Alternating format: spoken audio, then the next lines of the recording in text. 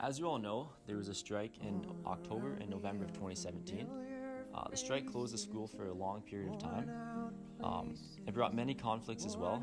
Many of the teachers were sticking together, some advocating for same work, same pay as one of their issues they wanted to target, as well as part-time worker issues.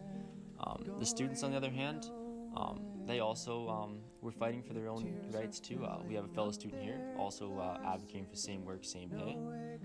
But ultimately, they just wanted to go back to the table, both sides. They just wanted to resolve the issue as quickly as possible and in the most efficient manner that worked out for both sides.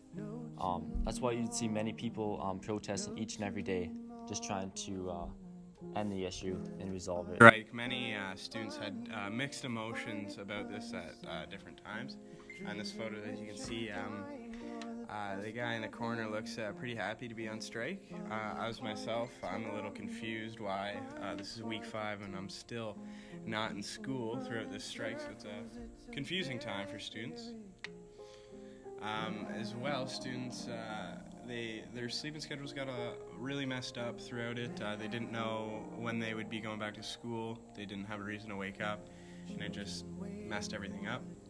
Along with financial resources, a lot of students saw their bank accounts dwindling throughout this conflict, and it was really hard on the students not knowing. Just the uncertainty was killing everyone.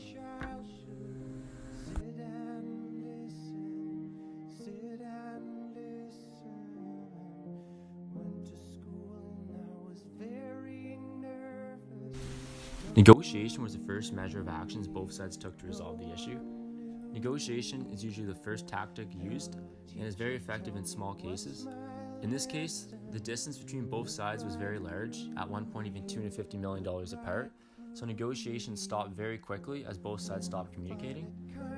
A mediator was brought in eventually as a neutral party to help both sides communicate again and bargain at the table. Even with this action taking place, it was still not very effective as it didn't produce an end result. Because mediation was ineffective from the two parties being so far apart in negotiation, arbitration was used by the Liberal government. Arbitration is where an outside party makes the ultimate decision regarding the conflict. With this, the Liberal government introduced a 6-page bill that ultimately forced teachers back to work. However, it didn't correct the underlying issues the teachers protest for. It only forced the education system to resume in the colleges. Regardless of the view on each side of the parties, third-party interventions all have the same goal in mind: to dissolve disputes and conflicts. In this case, the third-party intervention's goal was to force the teachers to resume their work.